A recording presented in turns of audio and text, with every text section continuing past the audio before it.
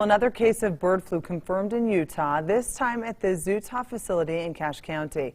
This comes as the U.S. reports its first human case of avian flu. That was in Colorado. ABC4's Courtney Johns joining us live in Salt Lake City with more on how concerned the general public should be about the virus. Courtney?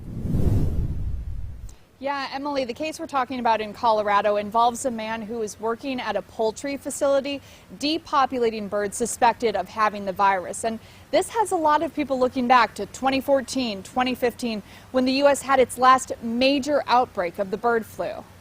It's probably similar to the one that was really prevalent about 10 years ago. What you're looking for is whether or not it's the high pathogenic version or the low pathogenic version. The high pathogenic version is the one that is very contagious and spreads very fast and can also impact human health. While the CDC considers the human risk for avian flu low, Bailey Wolstenhume with the Utah Department of Agriculture and Food says there are some things you can do. Just take extra precautions when you're out in those areas where you can come in contact with those wild birds. According to the CDC, infected birds shed the virus with their saliva, mucus, and feces. This is one of the many reasons experts recommend you put away those bird baths and feeders during migration season, which is right now. And a big part of the reason Wolstenhume says we're currently seeing an increase in cases. So once migration season dies down, we'll probably see a lot of decrease in cases. With one known human case in the U.S. only experiencing fatigue, right now Wolstenhume says the biggest concern is poultry. It is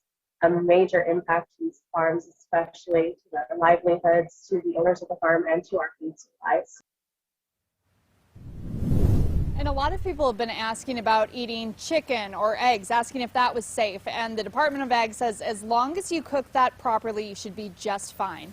Reporting live in Salt Lake City, Courtney Johns, ABC4 News.